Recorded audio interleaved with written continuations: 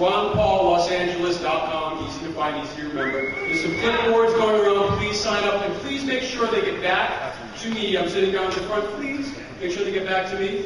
And also, some of you have these big letters.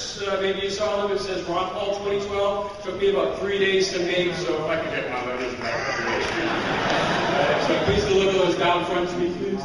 And I want to now introduce to you proof positive that we're making progress in the Republican Party. Nat Heath, the chairman of the Sonoma County Republican Party.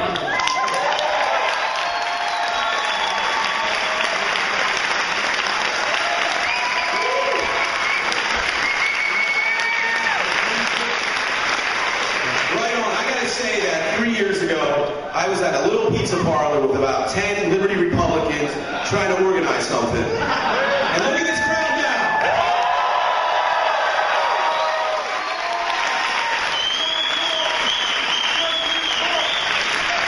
This is absolutely great. So for a few moments, I would ask everyone to stand, and a veteran is Colonel John Furr is going to come up and lead us in the Pledge of Allegiance.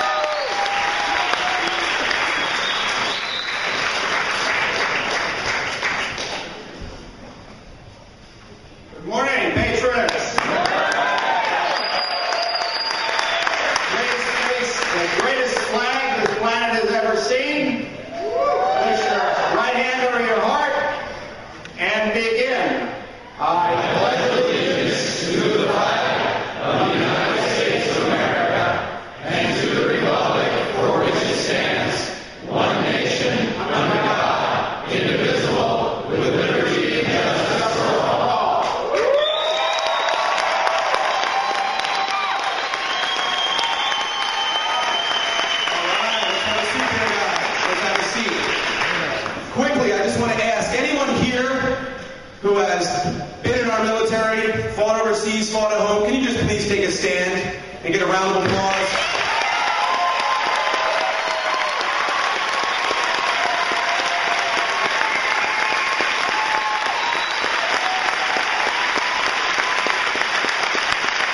We may not always agree with our government sends our troops, but we certainly thank our troops for doing what they're doing.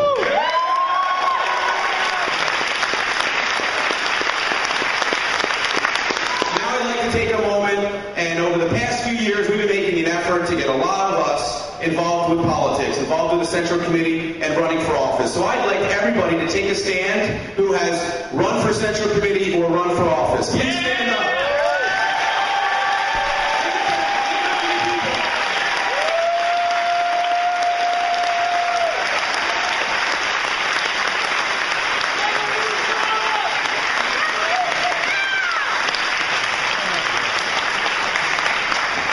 Okay, now I'd just like to take a few moments. I'm going to introduce a few folks just to come up here and come up here on the stage. These are folks who, for the past 3-4 years, have been tirelessly working to organize events like this. So, first and foremost, the gentleman who helped us get this room, made this happen, the Vice Chairman of the Republican Liberty Caucus of California, Mr. Rick Jacobs.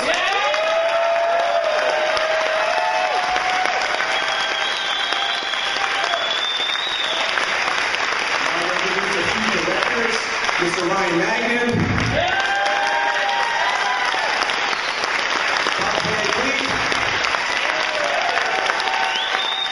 Robert Vaughn.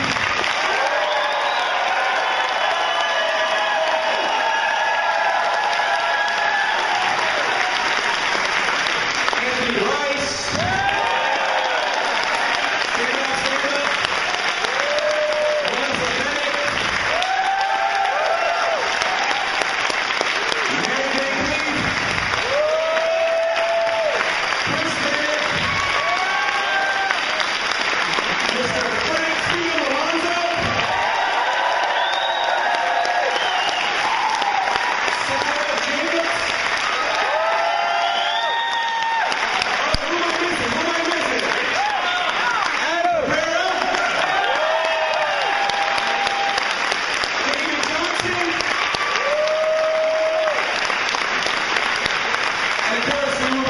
RLCCA chairman in a few minutes. So right now I would like to ask, is the Republican National Committee man Sean Steele in the room yet?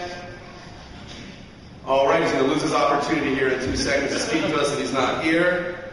All right, so without any further ado, I would like to introduce my good friend, the man who ran for Congress against Nancy Pelosi, doubled the vote, that any Republicans got in a long time, raised more money in San Francisco than any Republicans got in a long time, the Republican Liberty Caucus of California Chairman, Mr. John Dennis.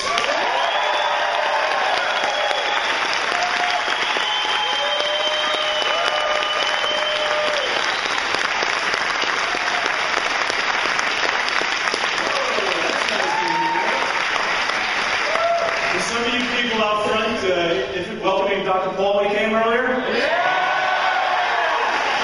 Nice touch, guys. Nice touch. President Paul, there you go. Wow, it's great to be here. Are you excited? Did you want to hear Dr. Paul as you come out here? That's not before you, it's here before that. I just wanted to say that, my campaign to run against Nancy Pelosi was inspired by Dr. Paul's campaign. And in our local area, it was sort of a continuation of the stuff that we were doing for him while he was running 2007 and 2008. And, we had our fun. There aren't many opponents that you can make a video depicting her as the Wicked Witch of the West and get away with it.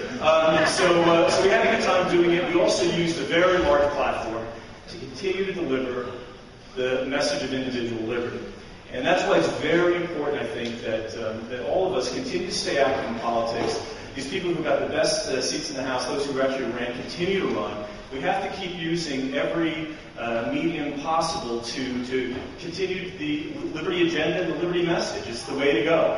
So I want to thank again all of you who ran, and I'd like to thank all of you who are supporting the RLC.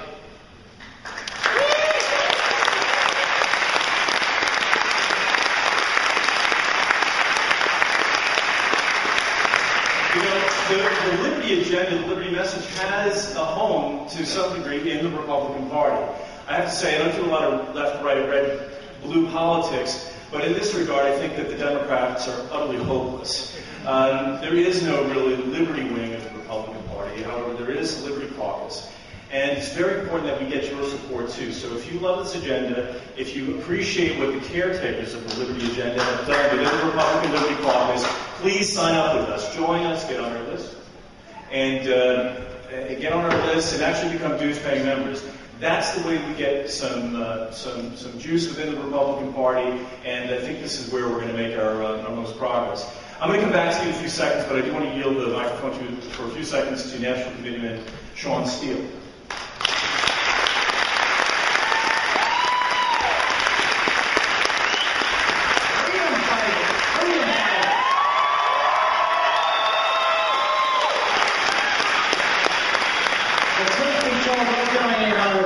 Friends outside, the truth is all, I was a founding member of the Libertarian Party. I joined the Republican Party, and because Ronald Reagan was running for president, that seemed like a pretty good idea. I'm very happy to see what's going on in the Republican Party. I'm happy that the party is open-minded enough, realistic enough to absorb a whole new generation of political activists.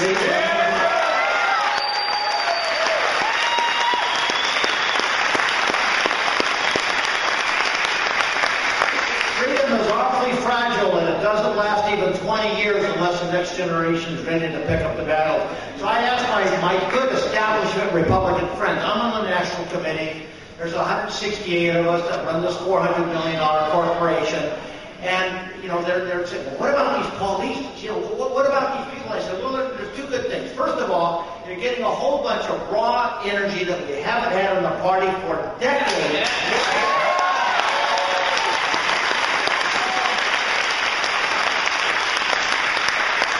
And secondly, you're lowering the average age of Republican delegates by about 30 years.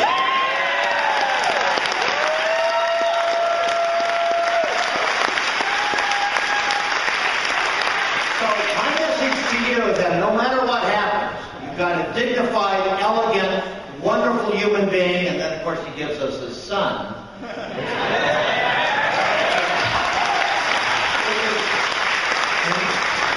Rand Paul, of course, has immediately approved the DNA of the Senate, and that needs a lot of work. But my pledge to you is that as long as I'm around, as long as I'm a National Committee man, the Ron Paul supporters and lovers of freedom will always be welcome and have a major role in this party. Thank you.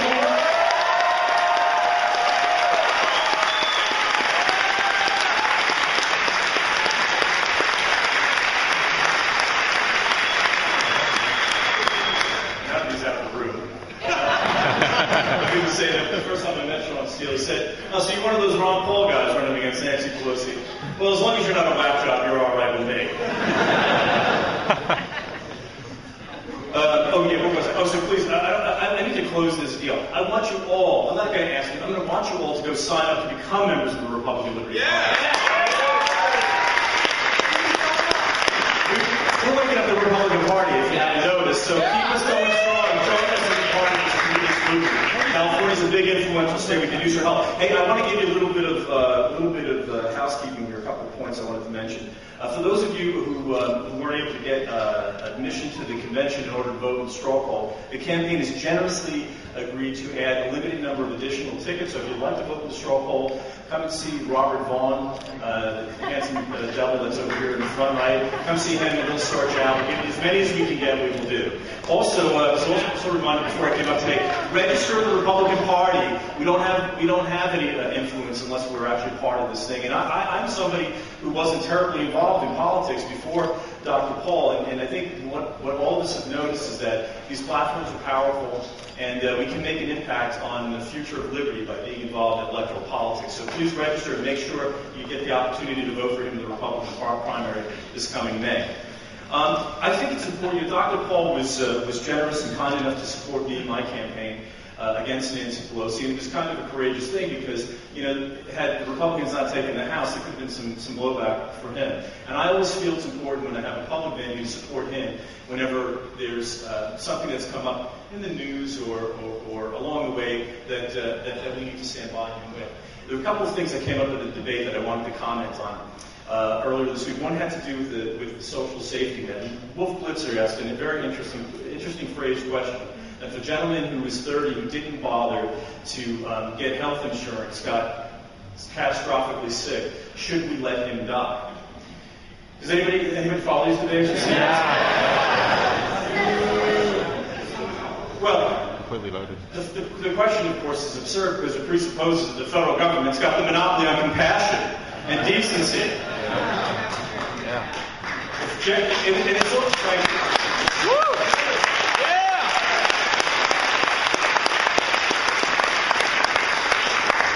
It's particularly, I'm afraid to say this, particularly insulting to a country where it's often pointed out we are incredibly generous. We never let people slip through the cracks. And I have to make a confession here at this Republican convention. I believe in a strong, robust, energetic, efficient safety net. I just don't think the federal government ought to be involved in it.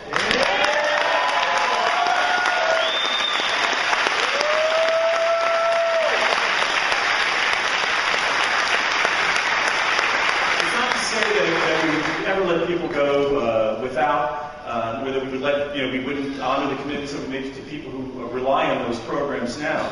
But, so the federal government has a safety net that they put in place, Social Security, Medicare, Medicaid. They've bankrupted us, and rather than admit the folly, they just as soon destroy the dollar and take all of our wealth down with us. I think it's time that we start working towards the end of those programs. Yeah!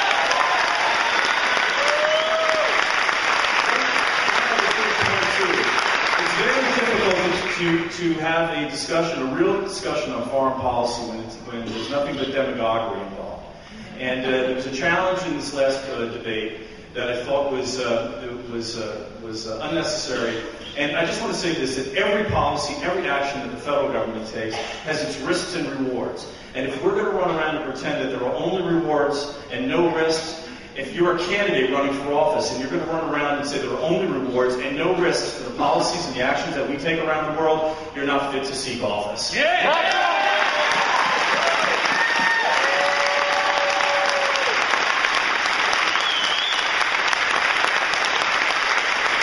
couple of things you'll know about the 1,460 days of Ron Paul first presidency. One, we're going to be a lot more secure and safer. Two, we're going to be back on the road to prosperity. And three, we're going to be freer and have more liberty in this country than we've had in centuries. Dr. Paul's legacy is going to be one that's going to create liberty for my daughter, your children, your grandchildren, and future generations of grateful Americans. It is my privilege and my honor to welcome the future President of the United States.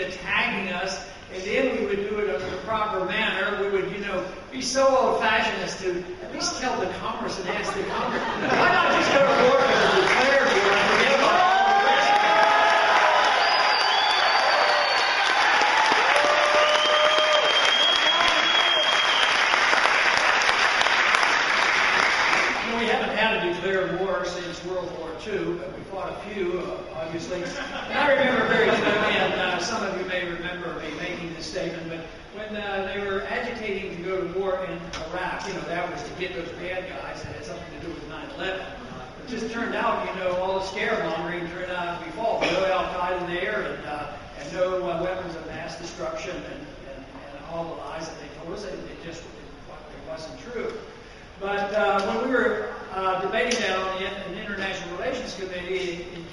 up, and we were to, just rubber stamp what the president wanted. So I offered an amendment. The amendment was to declare war. And obviously I didn't want the war. And I told him when I offered my amendment, I said, I'm not voting for this amendment. I said, if you guys want to go to war, you declare the war. And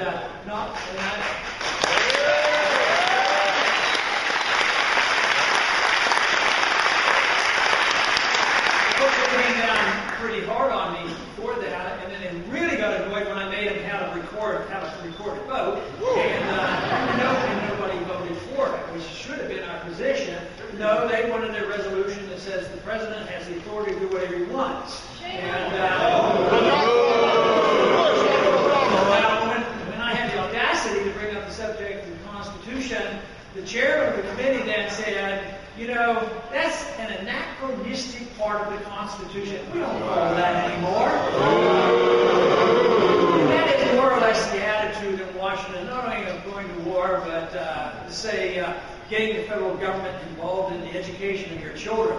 We don't even need a Department of Education. We don't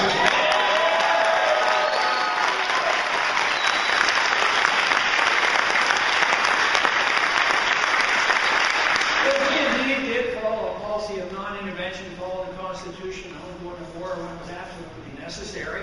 What would it be like? Well, that's one thing a president can do on the first day, because the president's in charge of the troops. Yes, sir. Believe me, the troops would come home. Right? Yeah.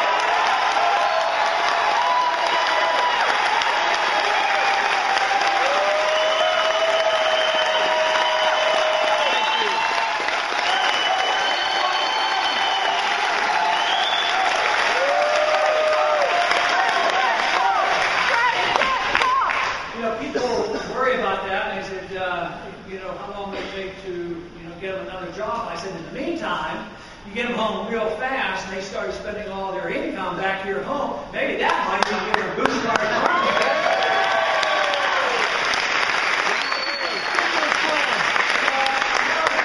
The troops involved in active wars in Afghanistan, Pakistan, and Iraq, and all these areas that we do know about.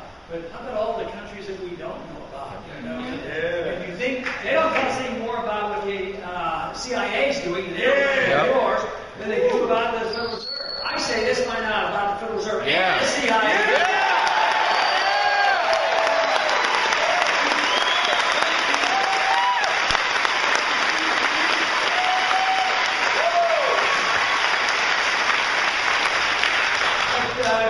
Bringing the troops home, that means from Japan and Germany and the whole works, and saving a lot of money.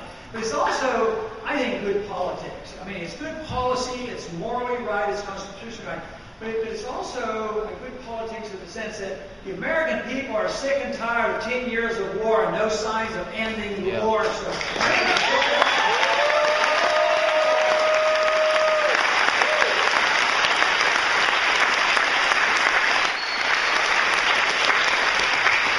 it's also good politics because it brings people together. It's not only conservative Republicans, not only libertarian Republicans, and not only the independents who have been discussing the politics for a long time, but there are some good, decent progressives, the ones who are honest and not the demagogues, who believe that a different foreign policy would do good and are with us on this. I, for instance, quite frequently sign letters with other Democrats and progressives. I just signed a letter recently to go to that super committee of 12.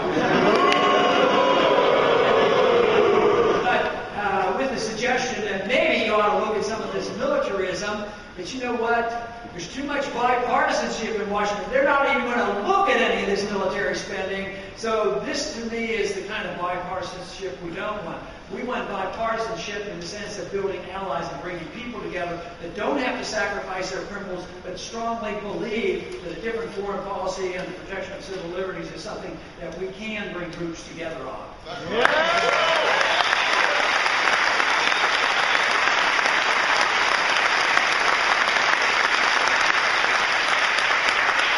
only would this policy be conforming with the Constitution, I think it would be worthwhile for saving a lot of money, but it would also be a protection of our liberties at home. It's under the conditions of war that it is so easy for presidents and members of Congress to go and say, well, we're in an emergency, we're at war, so therefore we can undermine your personal privacy and your personal liberties. So there's always this sacrifice that goes along with war. And the best benefit that would come from this is we would be a lot safer.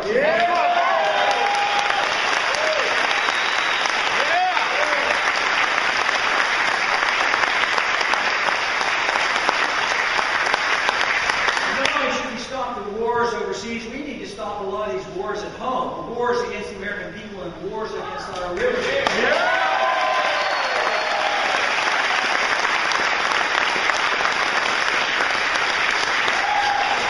You know, the longer we go on with the more abuse we see with the TSA agents at the airports, and I have a simple solution for that.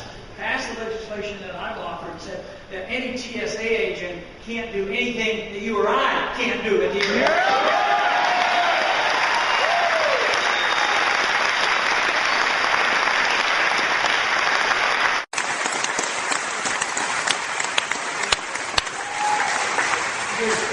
Discussing and watching some of these videos, whether it's a small girl or an elderly lady or a grown man being groped by somebody at the TSA, at the same time, most people just say, you know, so many of us, we have to travel, what are we going to do about it? If that lasts, if we don't do anything about it, in 4 or 5 or 6 years from now, they're every bit as abusive, I think I might become a pessimist. Right now, I'm remaining an optimist.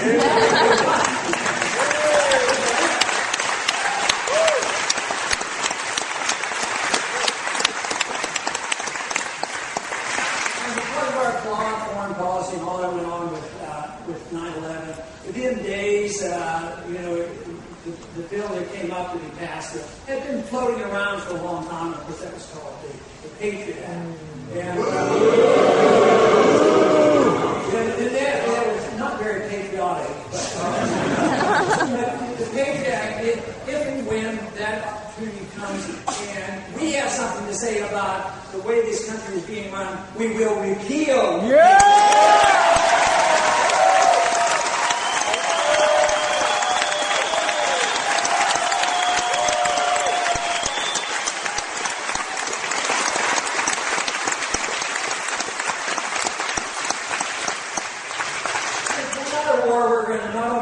But we're going to do away with it. We're going to repeal this notion of that prohibition health. We're going to get rid of the war on drugs.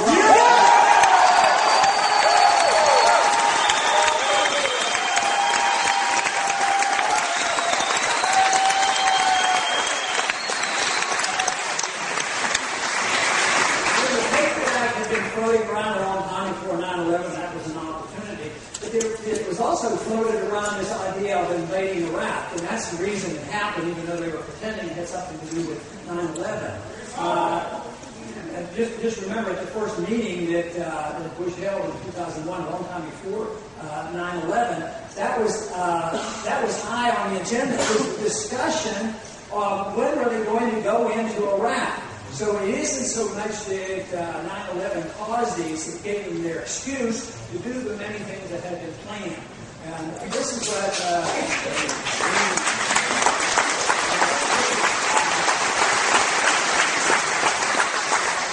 the people have to understand.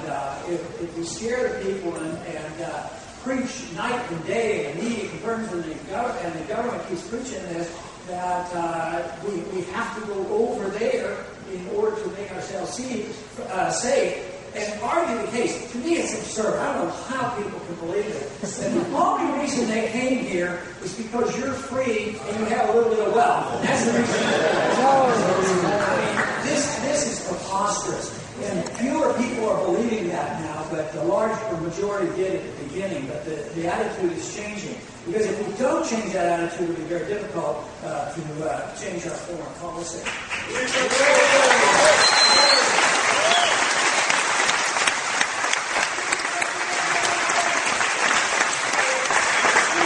It seems like our attacks on our purposeful liberties are endless, whether it's the Patriot Act or excuses they use for the war on drugs. The war on drugs, the modern day war on drugs, of course, started in the early 70s, about 40 years, when they accelerated what they had been doing gradually before that. But during this past 40 years of the war on drugs, it's spent over $1 trillion. And what has been produced? Well, there's a border war going on with Mexico right now. That's one thing they've created, and it's endless. And I've always been more optimistic, and I hope I can remain optimistic about the war on drugs. I always assumed that one day the American people would wake up, just like they did with prohibition of alcohol. Sure, it was well intended. We shouldn't drink alcohol. You can get a little tipsy if you drink alcohol. But we're going to make you behave better and take care of yourselves much better. So we're going to have prohibition of alcohol. And lo and behold, within minutes after the prohibition went into effect, bootleggers were in business, and they were delivered by crime gangs, and there was a lot of violence and bad alcohol was drunk, and the whole thing was just horrible. But the American people said enough was enough. And isn't it an amazing thing that back then when they passed prohibition, they actually thought they had to change the Constitution. And then it didn't work, so they repealed it. But just think of what they do to us today. And we accept, unfortunately, and I think that's what this movement is all about. We're tired of accepting that. We can't allow them to continue to do this.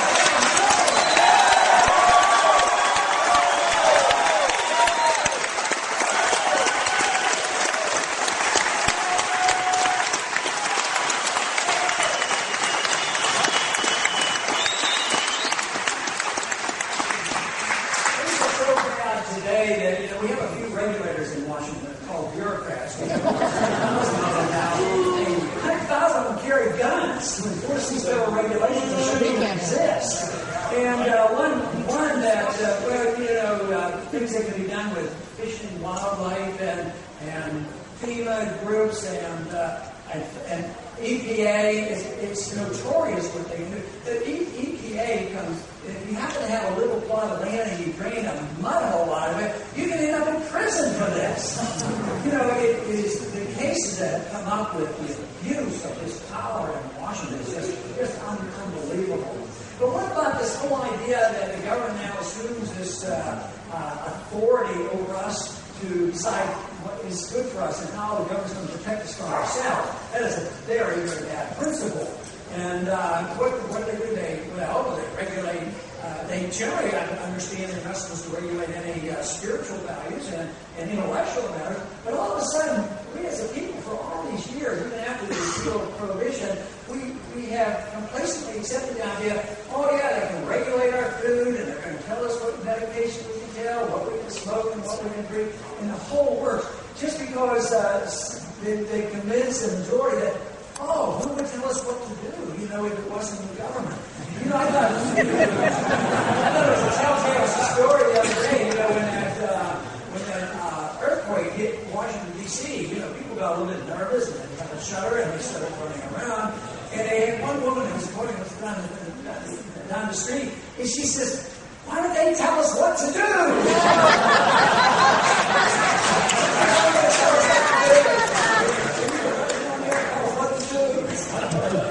But what does it lead to? It leads to the insanity of saying that we have to have regulators. You have nationalized health care, essentially. But then the regulators who represent the drug industries come in and say, you want to use nutritional products, and you want to take vitamins, and you want to drink raw milk? No, we're not going to let you do it. If you do, we're going to arrest you. Well, all we need is a clear understanding what personal liberty means and what it means to assume the responsibility for your own self. That's all we need.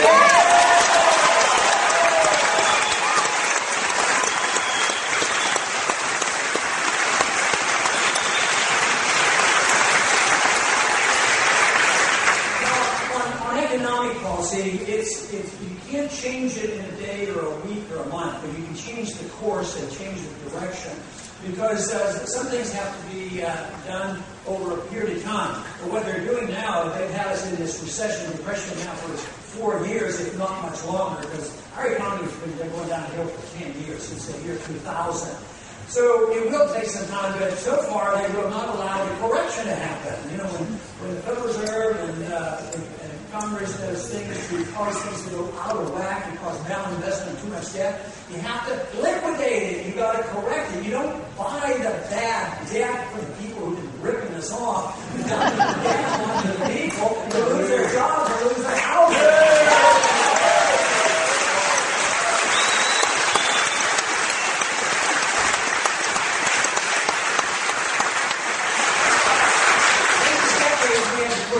Argument that we're not humanitarian because we don't care about the poor people and we don't want to give them a house. Well, I'll tell you what, the system they've had today didn't provide very many houses for the poor people. They're the ones who are losing it. Matter of fact, a lot of people in the middle class are losing their houses as well. But the system serves the interests of the powerful and the rich and the banks and too often even foreign banks. A third of these trillions of dollars that we're using to bail out the banks and special interests went overseas. Matter of fact, our Secretary of the Treasury right now is over there trying to wheel and deal on how they're going to further diminish the value of the dollar and bail out Greece and all of Europe.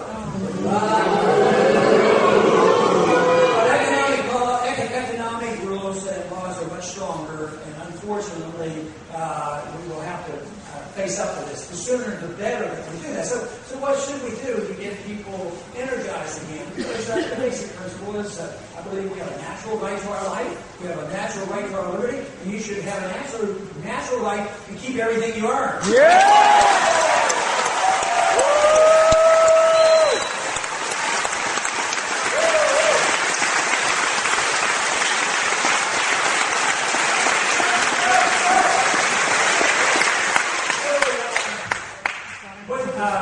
What kind of sacrifice do you have to make in this correction? I don't think you have to make any.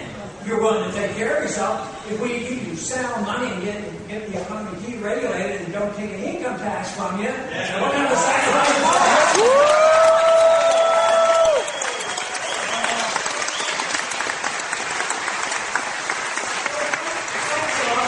You won't have an income tax. I mean, how will the government operate?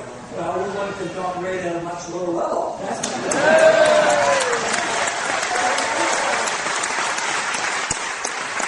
We obviously have to change the attitude of the people on what they think the role of government ought to be. They believe that we should be the policemen of the world. They believe in the endless entitlement system, and we'll keep marching forward to total bankruptcy and probable greater authoritarianism. But if we want to change it, we really don't have to sacrifice it. Getting your liberty back is not a sacrifice. You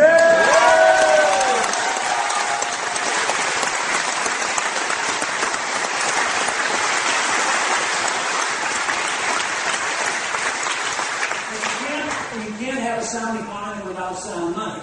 So there's a simple solution to having sound money. We know who destroyed the value of money. It started in 1913.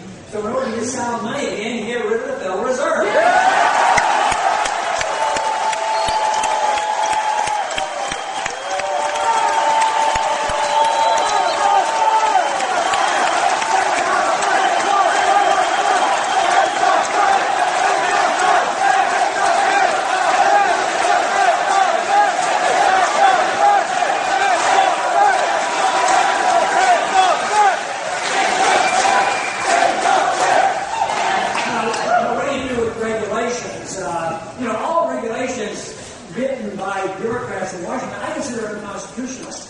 Congress is supposed to write the laws. They're not supposed to write a law and dump it on the executive branch and let the executive branch write whatever they want. Then the enforcement of those regulations by the administrative courts is just outrageous of what they do. So I would think a constitutional president could challenge all those regulations.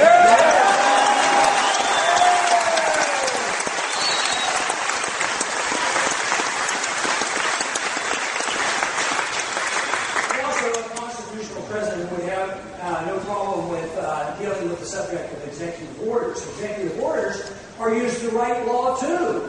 And I don't think courts should write law, and I don't think the executive branch should write laws.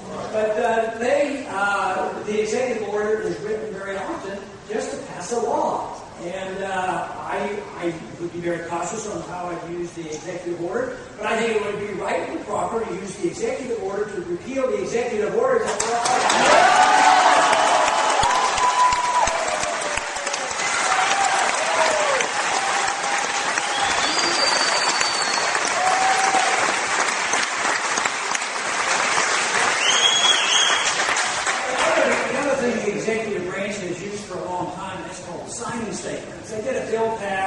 they like about 60 or 70% of it, and they say, well, I'm signing this statement and say, this is okay, I don't like this part. It's sort of like they're pretending they're not practicing, a line item veto. And it's not so strange, but they do it all the time. They just ignore what they're supposed to do, and they ignore the Constitution. But this whole thing of a signing statement is I can solve that problem rather easily. If there's something in the bill that you don't like, you just veto the bill.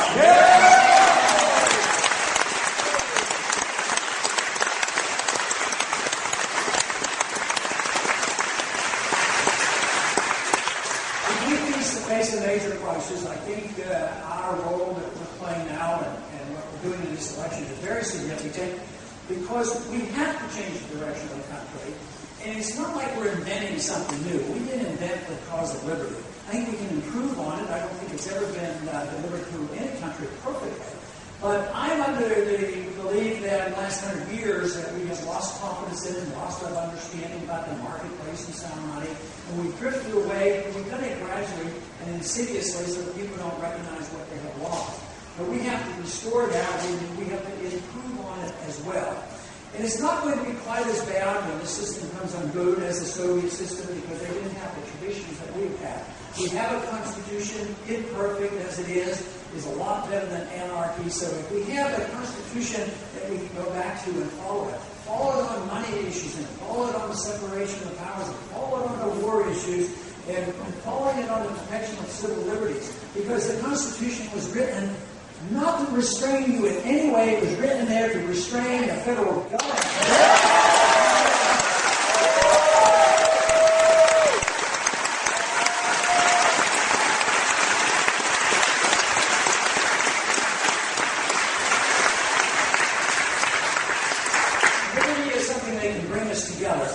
Earlier on how you can bring certain groups together because bits and pieces are believed by one group versus the other. But we need, as a goal for us, is to bring the concept of liberty back together again. Personal liberty and economic liberty are one and the same, and they're based on your right to your life. Yeah.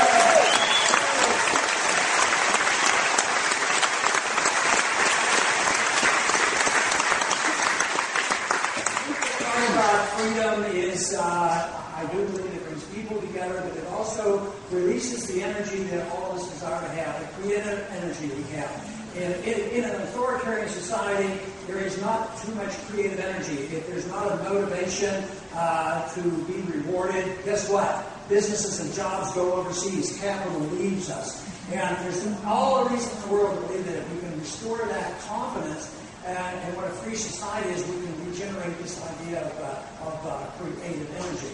And then, in a personal sense, and at least this is my personal sense, is that the goal as an individual is to seek virtue and excellence. If you turn that role over to the government can only do that by destroying your liberties. So what we want to do is once again assume responsibility for ourselves, recognize and understand you want freedom and prosperity, you argue the case for liberty, that's where I stand. Thank you very much.